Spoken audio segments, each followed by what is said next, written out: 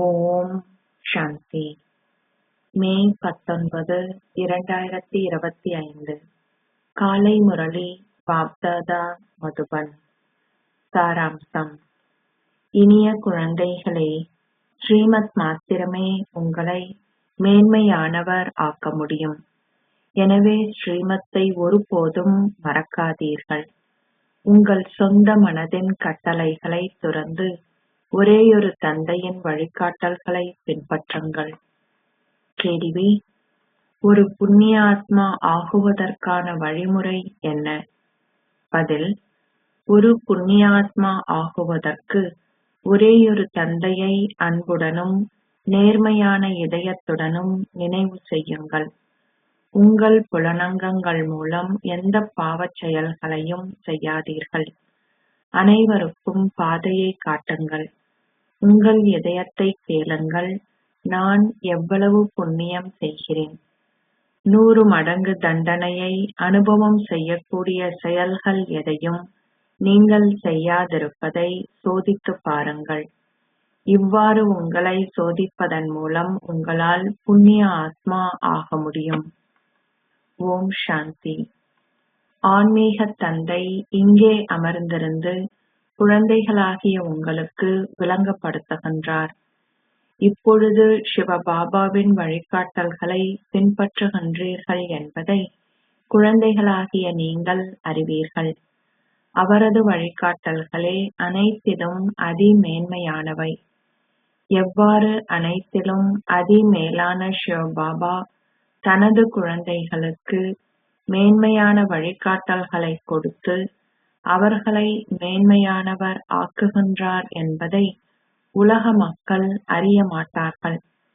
இந்த ராவண ராஜ்யத்தில் எந்த ஒரு மனிதராலும் மனிதர்களுக்கு மேன்மையான வழிகாட்டல்களை கொடுக்க முடியாது.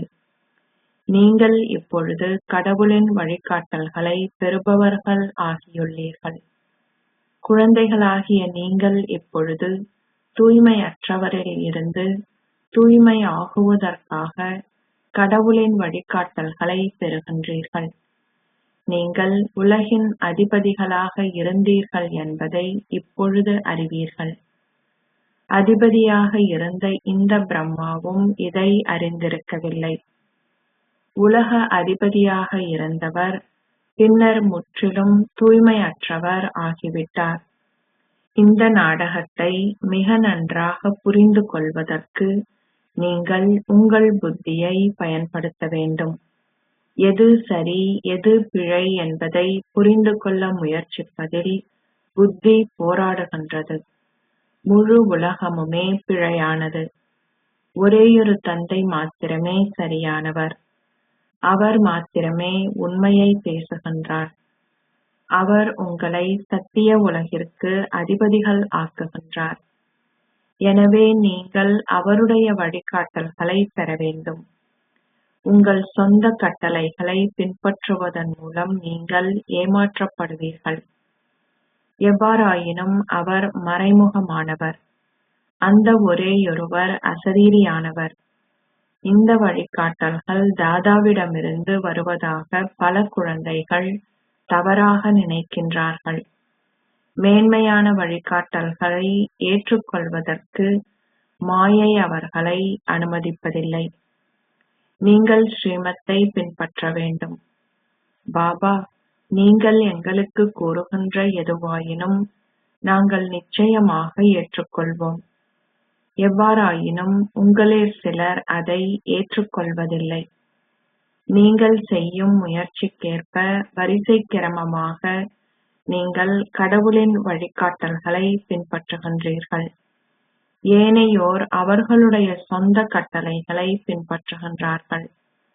உங்களுக்கு மேன்மையான வழிகாட்டல்களை கொடுக்கவே பாபா இங்கே வந்துள்ளார். அத்தகைய தந்தையை நீங்கள் மீண்டும் மீண்டும் மறந்து விடுகின்றீர்கள். அவரது வழிகாட்டல்களை பெறுவதற்கு மாயை உங்களை அனுமதிப்பதில்லை. ஸ்ரீமத் மிக இலகுவானது. உலகிலுள்ள எவருமே தாங்கள் தமோபிரதான் ஆகியுள்ளோம் என்பதை புரிந்து கொள்வதில்லை. ஸ்ரீமத் பகவத்கீதை என்ற எனது வழிகாட்டல்கள் மிகவும் பிரபல்யமானவை. கடவுள் இப்பொழுது கூறுகின்றார், நான் 5 வருடங்களின் பின்னர் வந்துள்ளேன். நான் வந்து பாரதத்திற்கு ஸ்ரீமத்தை கொடுத்து அதை அனைத்திலும் அதி மேன்மையான தேசமாக ஆக்குகின்றேன். தந்தை உங்களை எச்சரிக்கின்றார். ஆனால் சில குழந்தைகள் ஸ்ரீமத்தை பின்பற்றுவதில்லை. தந்தை ஒவ்வொரு நாளும் கூறுகின்றார், குழந்தைகளே, ஸ்ரீமத்தை பின்பற்றுவதை மறந்து விடாதீர்கள்.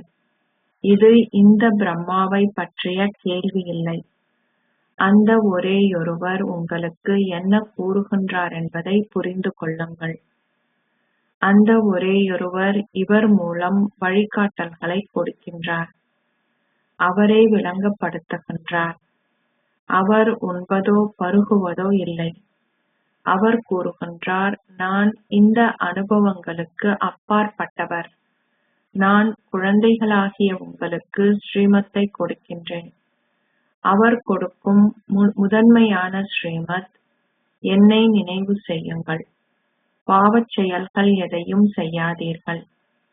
எவ்வளவு பாவங்கள் நான் செய்துள்ளேன் என உங்கள் இதயத்தை வினவுங்கள். அனைவர் மீதும் உள்ள பாவக் கலசம் இப்பொழுது நிறைந்துள்ளது என்பதை நீங்கள் அறிவீர்கள். தற்பொழுது அனைவரும் தவறான பாதையிலே உள்ளார்கள். நீங்கள் இப்பொழுது தந்தையின் மூலம் சரியான பாதையை கண்டு கொண்டீர்கள்.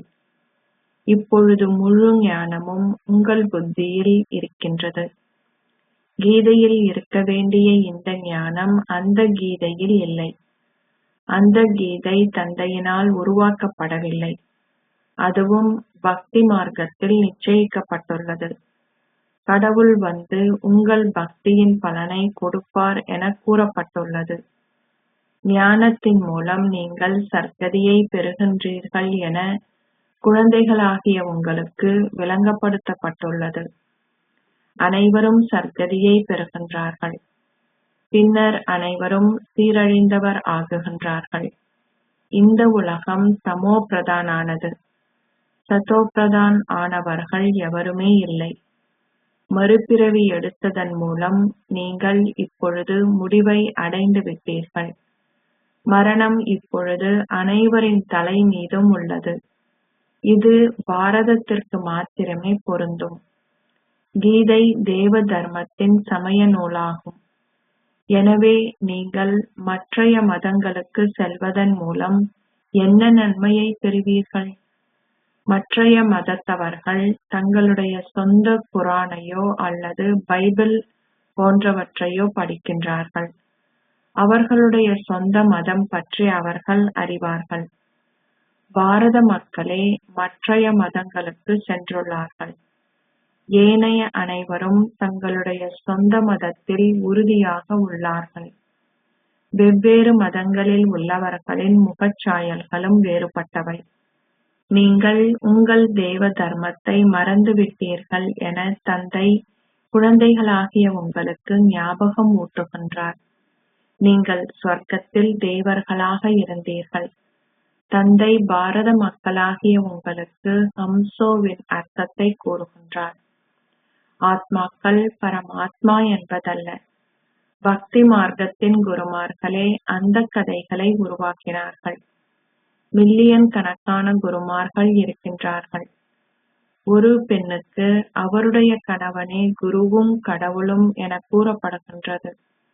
அவளுடைய கணவனே கடவுளாக இருந்தால் அவள் ஏன் ஓ கடவுளே, ஓ ராமா என அழைக்கின்றான்? மக்களுடைய புத்தி முற்றிலும் கல்லாக மாறிவிட்டது. இவர் கூறுகின்றார், நானும் அவ்வாறே இருந்தேன். வைகுந்தத்தின் அதிபதியான ஸ்ரீ கிருஷ்ணருக்கும் கிராமத்து சிறுவன் என அழைக்கப்படுகின்றவருக்கும் இடையில் பெருமளவு வித்தியாசம் உள்ளது. அவர்கள் ஷியாம் சுந்தர் பற்றி பேசுகின்றார்கள். ஆனால் அதன் அர்த்தத்தை அவர்கள் புரிந்து கொள்வதில்லை. முதலாம் இலக்க சதோ பிரதானாக இருந்த சுந்தர் அழகானவர். பின்னர் கடைசி நிலையான தமோபிரதான் ஷியாம் அவலட்சணமானவர் ஆகுகின்றார் என தந்தை விளங்கப்படுத்தியுள்ளார். நீங்கள் அழகானவர்களாக இருந்தீர்கள். இப்பொழுது அவலட்சணமாக ஆகிவிட்டீர்கள் என்பதை புரிந்து கொள்கின்றீர்கள். நீங்கள் 84 பிறவிகளின் சக்கரத்தை சுற்றி வந்துள்ளீர்கள். உங்களை அவலட்சணத்திலிருந்து அழகானவர்கள் ஆக்குவதற்காக தந்தை இப்பொழுது ஒரு மருந்தை கொடுக்கின்றார். என்னை நினைவு செய்யுங்கள். ஆத்மாக்களாகிய நீங்கள் தூய்மையற்றவரிலிருந்து தூய்மையாகுவீர்கள். உங்கள் பல பிறவிகளின் பாவங்கள் அழிக்கப்படும். ராவணன் வந்தபின் நீங்கள் பாவாத்மாக்கள் ஆகியதால் தொடர்ந்தும் கீழே விழுகிறீர்கள் என்பதை நீங்கள் அறிவீர்கள். இது பாவாத்மாக்களின் உலகம். எந்த ஒரு நபருமே அழகானவர் இல்லை. வேறு எவருமின்றி தந்தை ஒருவரால் மாத்திரமே உங்களை அழகானவர்கள் ஆக்க முடியும். நீங்கள் இங்கே அழகான ஸ்வர்க்கவாசிகள் ஆகுவதற்கே வந்திருக்கின்றீர்கள். தற்பொழுது நீங்கள் அவலட்சணமான நரகவாசிகள். காமம் எனும் சிதையில் அமர்ந்ததால் நீங்கள் அவலட்சணமானவர் ஆகினீர்கள். தந்தை கூறுகின்றார், காமமே உங்கள் கொடிய எதிரி. காமத்தை வென்றவர்கள் உலகை வென்றவர்கள் ஆவார்கள். முதல் இலக்க விகாரம் காமமாகும். அவ்வாறான ஆத்மாக்களே தூய்மையற்றவர்கள் எனப்படுகின்றார்கள். நீங்கள் கோபம் உள்ளவர்களை தூய்மையற்றவர்கள் என அழைக்க மாட்டீர்கள். தூய்மையற்ற எங்களை வந்து தூய்மையாக்குங்கள் என தந்தையை நீங்கள் அழைத்தீர்கள். ஆகவே தந்தை இப்பொழுது வந்து கூறுகின்றார், இந்த இறுதி பிறவியில் தூய்மையாகுங்கள். எவ்வாறு இரவுக்குப் பின்னர் பகலும் பகலுக்குப் பின்னர் இரவும் வருகின்றதோ அவ்வாறே சங்கமயுகத்தின் பின்னர் சத்திய யுகம் வரவேண்டும். சக்கரம் சுழல வேண்டும். எவ்வாறாயினும் வேறு உலகம் ஆகாயத்திலோ அல்லது பூமியின் கீழோ இல்லை. இந்த ஓர் உலகம் மாத்திரமே இருக்கின்றது. சத்திய, திரேதா, துவாபர, கலியுகங்கள் இங்கேயே இருக்கின்றன. ஒரேயொரு விருட்சம் மாத்திரமே இருக்கின்றது. வேறு எதுவுமே இல்லை. பல உலகங்கள் இருக்கின்றன என மக்கள் கூறுவது பொய்யாகும். தந்தை கூறுகின்றார், அந்த கதைகள் எல்லாம் பக்தி மார்க்கத்திற்கு உரியவை. தந்தை இப்பொழுது உங்களுக்கு உண்மையை கூறுகின்றார். உங்களை நீங்களே உள்ளார்த்தமாக பார்த்து கேளுங்கள். சதோபிரதான் ஆகுவதற்கு, அதாவது ஒரு புண்ணிய ஆத்மா ஆகுவதற்கு நான் எந்தளவுக்கு ஸ்ரீமத்தை பின்பற்றுகின்றேன். ஒரு சதோபிரதான் ஆத்மா புண்ணிய ஆத்மா என்றும் ஒரு தமோபிரதான் ஆத்மா பாவாத்மா என்றும் அழைக்கப்படுகிறார். விகாரத்தில் ஈடுபடுவது பாவமாகும். தந்தை கூறுகின்றார், இப்பொழுது தூய்மையாகுங்கள். இப்பொழுது நீங்கள் எனக்கு சொந்தமாகியதால் எனது வழிகாட்டல்களை பின்பற்றுங்கள். மேலும் பாவம் செய்யாதிருப்பதே பிரதான விஷயமாகும். விகாரத்தில் ஈடுபடுவதே முதற்தரமான பாவம். பின்னர் வேறு பல பாவங்களும் செய்யப்படுகின்றன. பெருமளவில் திருடுதல், ஏமாற்றுதல் போன்றவையும் இருக்கின்றன. அவர்களில் பலரை அரசாங்கம் பிடித்துள்ளது.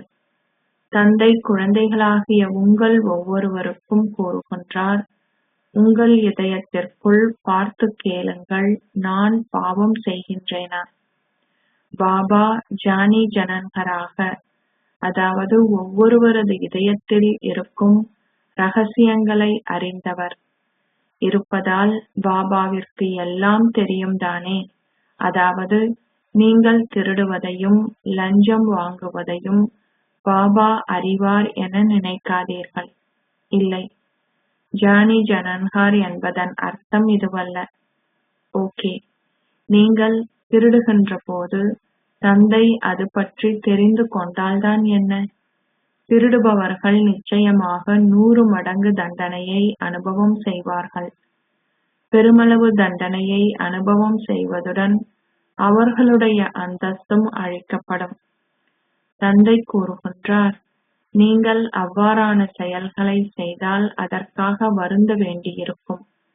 கடவுளின் குழந்தையாக ஆகிய பின்னர் நீங்கள் பெரிய ஆஸ்தியை பெறுகின்ற சிவபாபாவிற்கு உரிய பண்டாராவில் சமையலறையில் இருந்து உங்களில் ஒருவர் திருடினால் அது பெரிய பாவமாகும். திருடுகின்ற பழக்கம் உடையவர்கள் சிறை பறவைகள் என அழைக்கப்படுகின்றனர். இது கடவுளின் வீடு. இங்குள்ள அனைத்தும் கடவுளுக்கே சொந்தம். தந்தையிடமிருந்து உங்கள் ஆஸ்தியை பெறவே நீங்கள் கடவுளின் வீட்டிற்கு வந்துள்ளீர்கள். உங்களில் சிலர் அந்த பழக்கத்தை வளர்த்துக் கொள்கின்றீர்கள். எனவே நீங்கள் 100 மடங்கு தண்டனையையும் சேர்த்துக் கொள்கின்றீர்கள். அதிகளவு தண்டனை அனுபவம் செய்யப்படும். பின்னர் பிறவி பிறவியாக பல பிறவிகளுக்கு நீங்கள் அழுக்கான குடும்பங்களில் பிறப்பீர்கள்.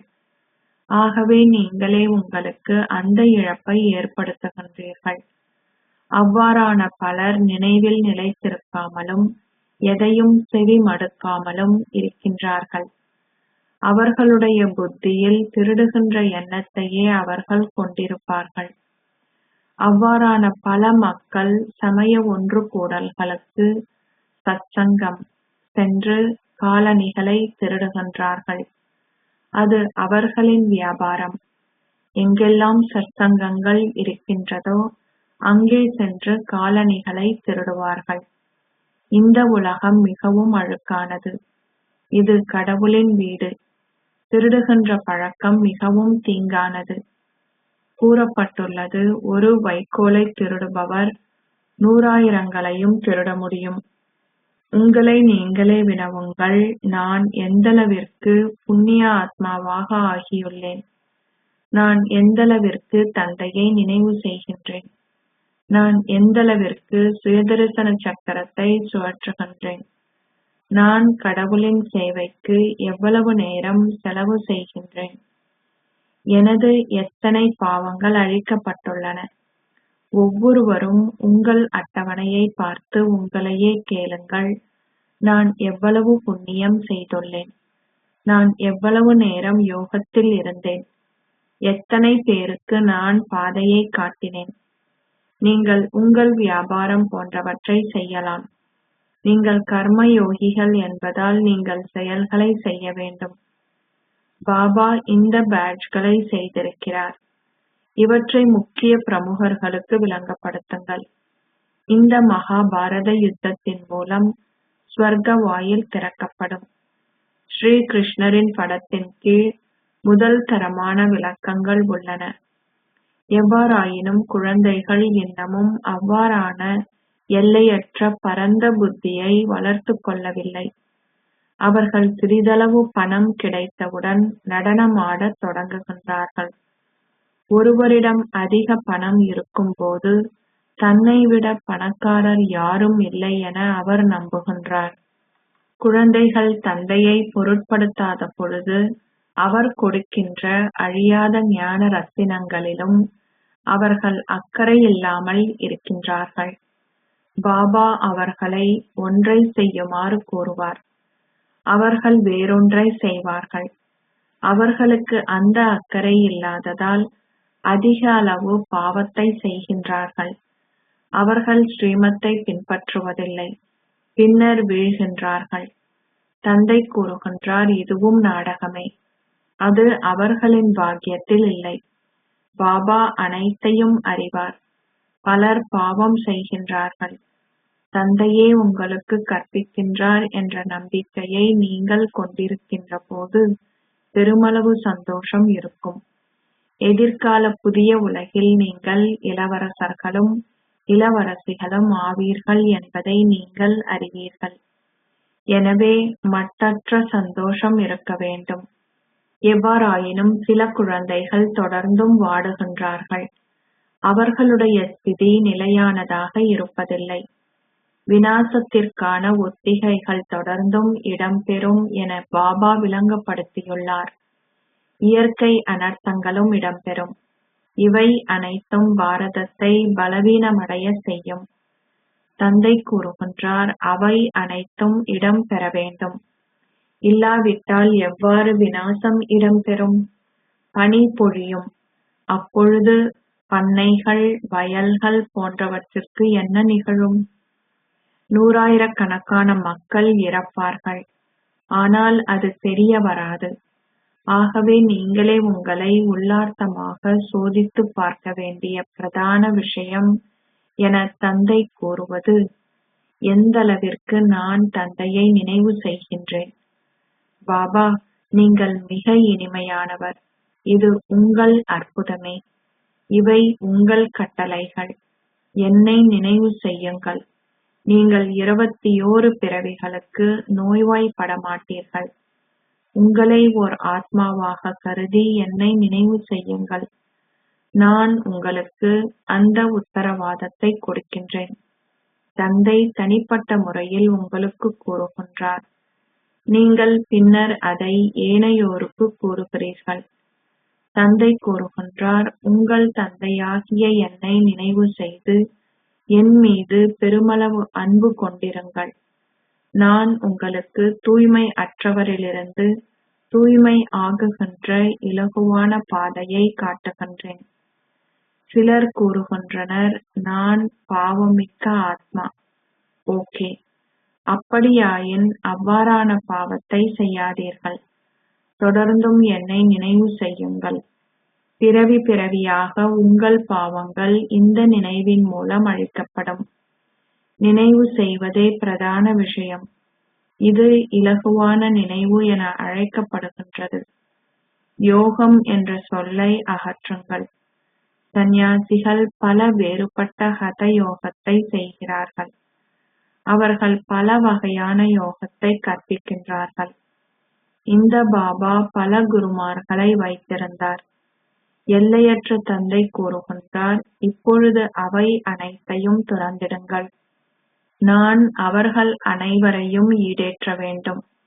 வேறு எவருக்கும் இதை கூறுவதற்கான சக்தி கிடையாது. தந்தை கூறியுள்ளார், நான் இந்த சாது சந்நியாசிகளையும் ஈடேற்றுகின்றேன். எனவே அவர்கள் எப்படி குருமார்களாக இருக்க முடியும்?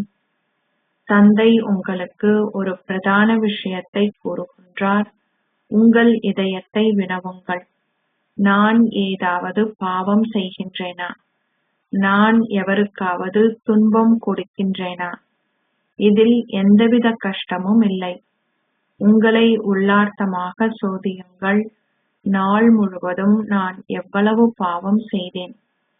நினைவு செய்வதில் எவ்வளவு நேரம் நிலைத்திருந்தேன்? நினைவின் மூலம் மாத்திரமே பாவங்களை அழிக்க முடியும். நீங்கள் முயற்சி செய்ய வேண்டும். இது மிக கடினமான வேலை. ஒரேயொரு தந்தை மாத்திரமே இந்த ஞானத்தை கொடுக்கின்றார். தந்தை மாத்திரமே முக்திக்கும் ஜீவன் முக்திக்குமான பாதையை காட்டுகின்றார். அச்சா, இனிமையிலும் இனிமையான அன்புக்குரிய, எப்போதோ தொலைந்து இப்போது கண்டுபிடிக்கப்பட்டிருக்கும் குழந்தைகளுக்கு உங்கள் தாய் தந்தையாக இருக்கும் பாப் தாதாவின் அன்பும் நினைவுகளும் காலை வந்தனங்களும். ஆன்மீக தந்தை ஆன்மீக குழந்தைகளுக்கு நமஸ்தே சொல்கிறார். ஆன்மீக குழந்தைகள் ஆன்மீக தந்தைக்கு நமஸ்தே சொல்கின்றனர். தாரணைக்கான சாராம்சம் 1. தந்தை உங்களுக்கு கொடுக்கின்ற அழியாத ஞான ரத்தின பொக்கிஷங்களை போற்றுங்கள். கவன ஈனமாகி பாவச் செயல்கள் எதையும் செய்யாதீர்கள். கடவுளே உங்களுக்கு கற்பிக்கின்றார் என்ற நம்பிக்கை இருந்தால் நீங்கள் எல்லையற்ற சந்தோஷத்தில் நிலைத்திருப்பீர்கள். 2. கடவுளின் வீட்டிலிருந்து எதையாவது திருட வேண்டும் என ஒருபோதும் எண்ணாதீர்கள். அந்த பழக்கம் மிகவும் தீங்கானது. கூறப்பட்டுள்ளது, ஒரு வைக்கோலை திருடியவர் 100,000த்தையும் திருட முடியும். உங்களையே கேளுங்கள், நான் எந்தளவிற்கு புண்ணிய ஆத்மாவாக ஆகியுள்ளேன். ஆசீர்வாதம். நீங்கள் ஆன்மீகமாக கருணை நிறைந்தவராகி, பலவீனமாகவும் மன சோர்வுடனும் சக்தியற்றும் உள்ள ஆத்மாக்களுக்கு மேலதிக சக்திகளை வழங்குவீர்களாக. ஆன்மீகமாக கருணை நிறைந்தவர்கள் ஆகும் குழந்தைகள் மகாதானிகளாகி சம்பூர்ணமாக நம்பிக்கை இழந்திருப்பவர்களுக்கு நம்பிக்கையை ஏற்படுத்துவார்கள். அவர்கள் பலவீனமானவர்களை சக்தி வாய்ந்தவர்கள் ஆக்குவார்கள். எந்தவித ஆதாரமும் இல்லாத ஏழைகளுக்கே எப்போதும் தானங்கள் செய்யப்படுகின்றன. மகாதானிகளாகி பலவீனமாகவும் மனசோர்வாகவும் சக்தியற்றும் உள்ள பிரஜை தரமுள்ள ஆத்மாக்களுக்கு ஆன்மீகமாக கருணை நிறைந்தவர்கள் ஆகுங்கள். ஒருவருக்கு ஒருவர் மகாதானிகள் ஆகாதீர்கள். உங்களுக்கு இடையே நீங்கள் ஒத்துழைக்கும் சகபாடிகள். நீங்கள் சகோதரர்கள், அத்துடன் சமமான முயற்சியாளர்கள். எனவே ஒத்துழைப்பை கொடுங்கள், தானங்களை அல்ல. ஸ்லோகம்: ஒரேயொரு தந்தையின் மேன்மையான சகவாசத்தில் சதா இருங்கள். வேறு எந்த சகவாசத்தின் நிறமும் உங்கள் மீது ஆதிக்கம் செலுத்த முடியாது. அவ்யக்த சமிக்கை: ஆன்மீக ராஜரீகம் மற்றும் தூய்மையின் ஆளுமையை கடைபிடியுங்கள். தூய்மையை கிரகிப்பதுடன் கூடவே உங்களின் முகத்திலும் நடத்தையிலும் ஆன்மீகத்தின் ஆளுமையை கிரகியுங்கள். அத்துடன் இந்த மகத்தான ஆளுமையின் ஆன்மீக போதையையும் பேணுங்கள். உங்களின் ஆன்மீக ஆளுமையை உங்களின் விழிப்புணர்வில் வைத்திருந்து சதா சந்தோஷமாக இருங்கள். அப்போது சகல கேள்விகளும் முடிவடைந்துவிடும். அமைதியற்று துயரத்துடன் இருக்கும் ஆத்மாக்கள் உங்களின் சந்தோஷமான ஒரு கண பார்வையால் சந்தோஷம் அடைவார்கள். ஓம் சாந்தி.